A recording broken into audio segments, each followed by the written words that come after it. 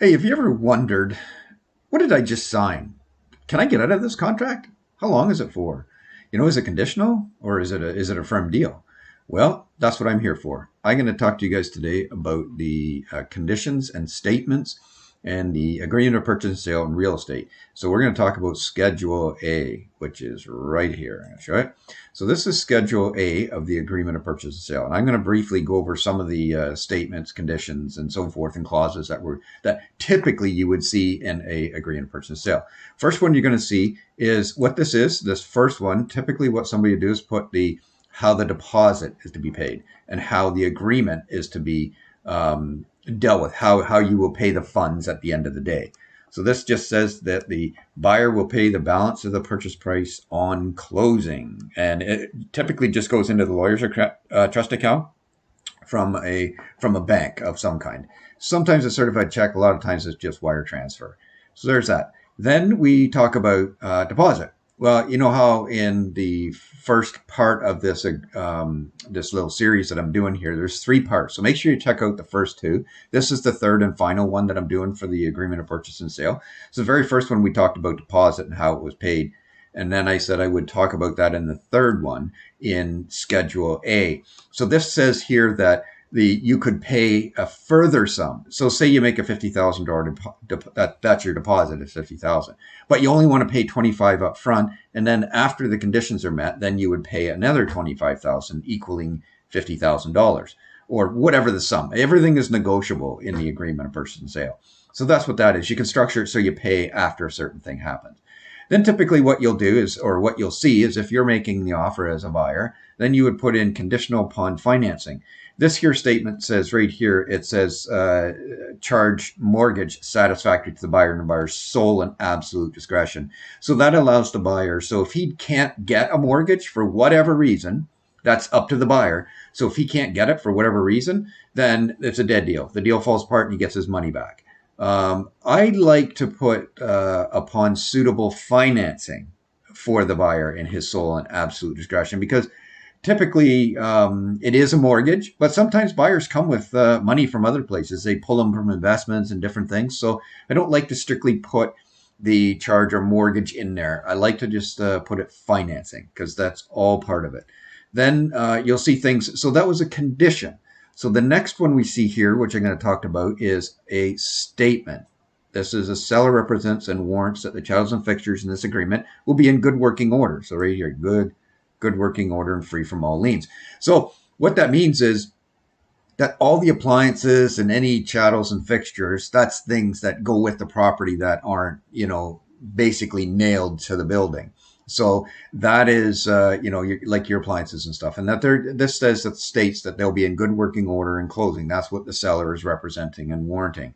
So, and also that there is no lien against them. So say you buy them from Leon's or the Brick or wherever, and you have a payment plan on them. Well, this states that you no longer have that, or what you could state in here is saying that all liens will be paid out against them. You could add something like that into it. Next thing you'll see sometimes is you'll see things like inspection, home inspection. And remember how we talked the last time in part 2, we talked about the home inspection being in a closet. It's number 13. I think it's number 13.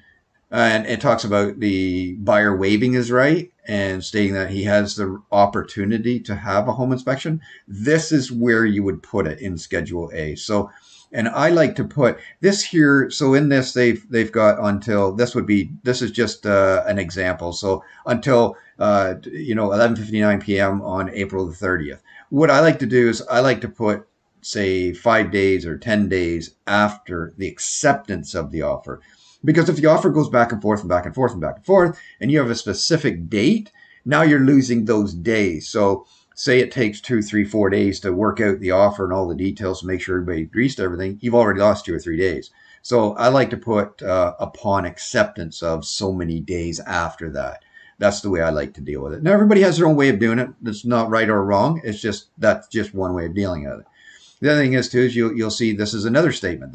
So that was a condition. The inspection, that's a condition. So that allows you, so if you do an inspection and there's a whole lot of bad stuff in there that you just don't want to deal with, or the seller's not willing to rectify, or that willing to fix, and or the seller's not willing to negotiate a better price in order for you to accommodate to fix those things, then the deal can die. You have the right to walk away. So that makes it conditional, and then you get your deposit back, of course. And also, too, what I like to include is a right to reinspection or a right to revisit. Sometimes people get concerned about the inspection part, so sometimes I like to just put the right to revisit the property. So that just means, hey, listen, I need to go back. I want to measure up for blinds, or I want to measure up so I can, get some new flooring ordered, because sometimes it takes a long time to order these things. So you want to get it ready so that whenever you do take possession, that stuff is ready and waiting.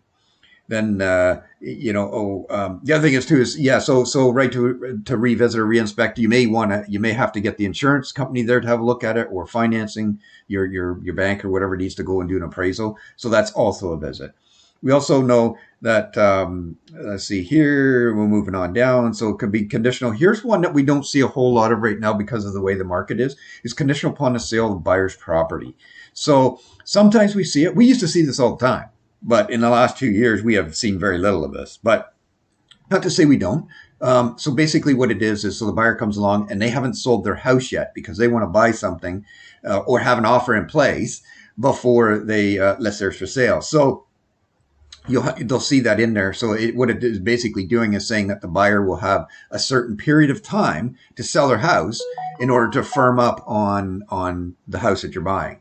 So sometimes your house doesn't sell, and then other things come into play. So, but we don't see that very often. But it does happen. It used to happen all the time.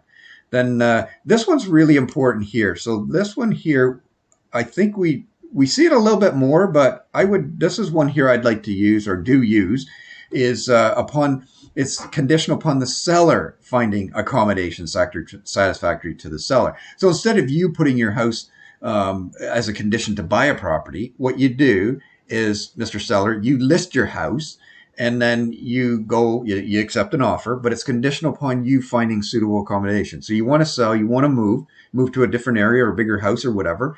So you do that, you get it listed for sale, and then you put that condition back in, say maybe a week or 2 weeks or whatever. And then you go and find a place, because if this is the last condition that's left for the buyer on your place, well, then you have a pretty good firm offer, because once the seller removes that from the offer, then it becomes a firm deal.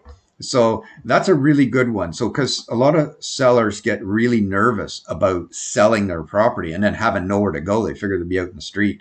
So this protects them. It protects the seller from being on the street.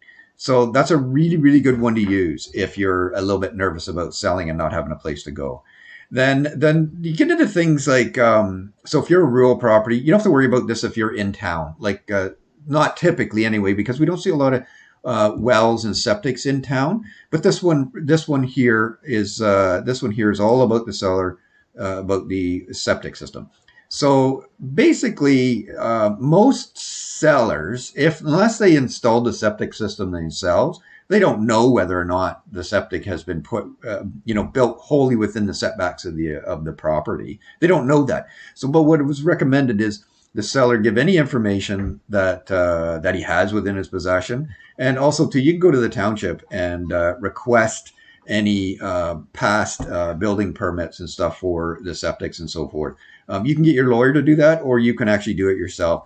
Now, they do charge for it. Townships usually charge for that, $100 or $150 or something. That's kind of an average cost. The other thing is too, in that, so this is a statement. This is not a condition. So, but if the seller agrees to this, he has to do it.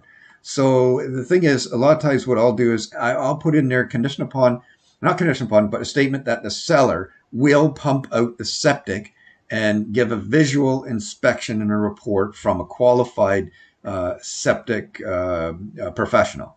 So that's what I like to see. So then the seller's on the hook. So if the septic isn't in working order, then he has to make sure it is in working order.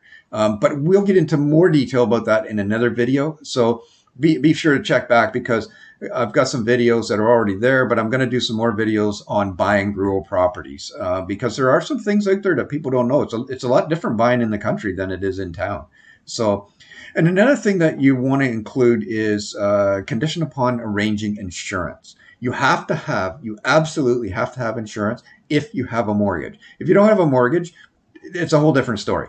But if you have a mortgage, you have to have proof of that insurance in order for the mortgage company to forward the funds. So your lawyer needs to see that, and they need to have all the information, and they need to have of course, the information on the insurance company, because they're named in the mortgage statements, that they get paid out, and then the insurance company actually will rebuild. So that needs to be in there. Absolutely needs to be in there. And then, of course, sometimes we don't see this very often, but we also see in here buyer's solicitor. So the buyer's lawyer reviewing the agreement of purchase and sale. If there's something funny in there, and you're not really sure about, it's a really good idea to have your buyer's or the buyer's lawyer review it. You could even have the seller's lawyer review it, depending on whose perspective you're looking at. But so those are just some of the things. And there are times that you should put these in and times that you shouldn't. So if you're in a multiple offer situation, best advice is to keep the offer as clean as you can, but still protect your interests. So you have to know what your risks are by not putting in some of these conditions. If you don't put in some of these conditions, then you're basically buying a property, sight unseen. Yeah, you've actually physically visited the property, but you actually haven't been investigating the property. You haven't, seen the inspection report. You haven't seen what the septic's doing. You haven't inquired about the well. You might want to do, another thing is doing a water test and a flow rate test for the pump and the well.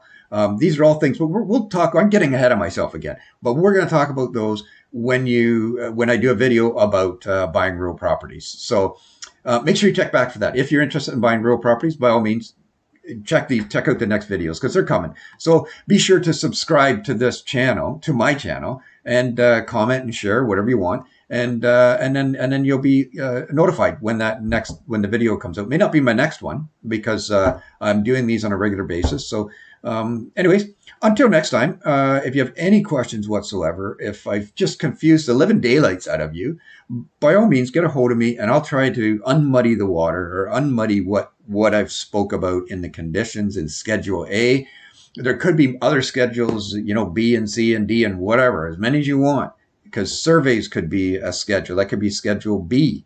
There could be, well and septic agreements because somebody might be sharing a well. So that could be a Schedule C. There are endless numbers that you could put in there. But that's why you hire a realtor who knows what they're doing. Because if they don't, by the time you find out, it's going to be too late. So make sure that when you speak to your realtor or your real estate agent, make sure they know make sure they're professionals in rural properties or whatever property you're buying in. Make sure they have experience in dealing with those properties.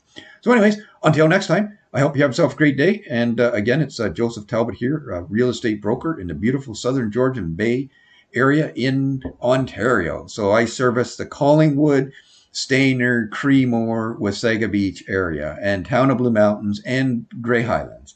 So anyways, until next time, have yourself a great day and happy buying.